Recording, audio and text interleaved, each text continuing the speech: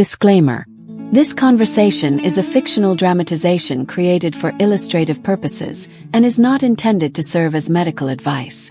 If you or someone you know is experiencing symptoms of a mental health condition or any other concern, please consult a licensed healthcare professional or mental health specialist. Always seek the advice of qualified medical professionals for diagnosis and treatment options. 2 weeks had passed since Sarah gave birth to her second child, a healthy baby girl. She had eagerly awaited this new chapter, believing it would be filled with joy and the warmth of a growing family. But things weren't unfolding as she had imagined. Instead of happiness, Sarah found herself overwhelmed by confusion and fear. It started subtly, almost imperceptibly, and Sarah didn't even realize what was happening at first. In the quiet hours of the night, as she cradled her newborn daughter, a strange unease began to creep in. The baby's cries felt sharper, more piercing, as though they were echoing inside her head. She felt a sudden, inexplicable fear that something terrible was lurking just out of sight. During the day, Sarah found herself becoming increasingly uneasy. A shadow flitting across the corner of her vision made her tense. The doorbell ringing startled her more than it should have, and she couldn't shake the sensation that someone was watching her. She told herself it was just exhaustion, the result of sleepless nights and the overwhelming responsibility of caring for 2 children. But the feelings persisted and deepened. One afternoon, while rocking her baby to sleep, a chilling thought entered her mind. What if someone took her? The idea came unbidden, and it gripped her heart with icy fear. She glanced at the windows and doors, suddenly hyper-aware of how vulnerable they were. She began double-checking the locks, sometimes 3 or 4 times, to reassure herself that her baby was safe. Sarah's thoughts grew darker with each passing day. She started questioning her ability to be a good mother, feeling an overwhelming guilt that she couldn't explain. Every time her baby cried, she felt as though the sound was a judgment, a reminder that she was failing. At times, she imagined her baby looking at her with disappointment, and the thought brought tears to her eyes. At night, Sarah couldn't sleep.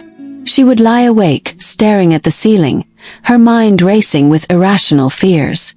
She began hearing faint whispers in the quiet of the room, words she couldn't make out but that seemed to carry judgment and accusation. She dismissed them as tricks of her imagination, but the fear they stirred was very real. She wanted to tell her husband to explain the strange things she was feeling, but the words wouldn't come. How could she explain fears that didn't make sense even to her?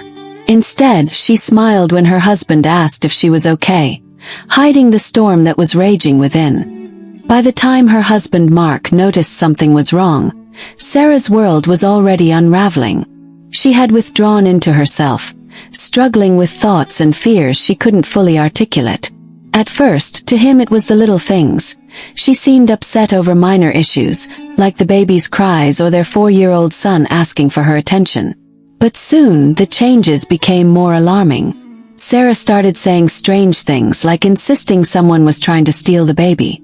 She spoke about being a terrible mother and voiced fears that the baby would be taken away from her. Late one night, Mark found Sarah pacing in the living room. She was muttering to herself, her face pale and her eyes wide with terror. "They're coming for her," she whispered, staring out the window as if expecting an intruder. Mark's heart sank. This wasn't the Sarah he knew. Something was deeply wrong. Mark decided he couldn't wait any longer. The next morning, he insisted they go to the hospital. Sarah didn't resist. She seemed too consumed by her fears to argue. At the hospital, the doctors quickly realized the severity of her condition. Sarah was taken to the psychiatric ward, where she sat trembling, her words disjointed and often incomprehensible. Sometimes she would stop mid-sentence, her head tilting slightly, as though she were listening to voices only she could hear. "The voices are telling me I'm not a good mom," she told a nurse, her voice barely above a whisper. "They say I'll hurt her if I stay near her." It didn't take long for the doctors to diagnose Sarah with postpartum psychosis, a rare but serious mental health condition that affects some women after childbirth. In a quiet consultation room, a psychiatrist explained Sarah's condition to Mark. "This isn't just the baby blues," the doctor began. Postpartum psychosis is much more severe. It causes delusions and hallucinations, and it can make a mother feel completely detached from reality. It's a medical emergency, but with the right treatment, recovery is possible.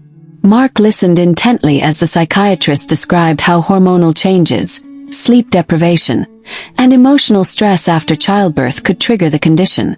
While postpartum psychosis is more common in women with a history of mental health issues, it can also affect those with no previous problems, like Sarah. The treatment began immediately. Sarah was prescribed a combination of antipsychotic medication and mood stabilizers to address her symptoms. She remained in the hospital under close supervision, where the staff provided a safe environment for her recovery. Mark visited every day, though his heart ached to see his wife in such a fragile state. He often found himself wondering if she would ever feel like herself again. The doctors reassured him that, with time and proper care, Sarah's chances of recovery were high. Days turned into weeks. Slowly, Sarah began to show signs of improvement. The voices that had haunted her started to fade, and the delusions that once consumed her lost their grip. With the support of the medical team, Sarah began to understand what had happened to her mind. Therapy sessions helped her rebuild her confidence, reinforcing that postpartum psychosis wasn't her fault. After 6 weeks, Sarah was well enough to be discharged from the hospital. Though relieved, Mark knew the journey ahead wouldn't be easy. He took time off work to support her at home, and their extended family stepped in to help with the kids. Sarah continued therapy and remained on her medication, gradually regaining her sense of stability. Over the following months, Sarah's bond with her baby grew stronger. The fears that had once paralyzed her began to dissipate. Slowly but surely, she returned to her old self. With ongoing support, she even resumed work part-time, finding comfort in a routine that reminded her of her strength and resilience. Looking back on her experience, Sarah realized how fortunate she was to have received help when she did. She learned that postpartum psychosis, though frightening and overwhelming, was treatable. More importantly, she discovered that being a good mother didn't mean being perfect.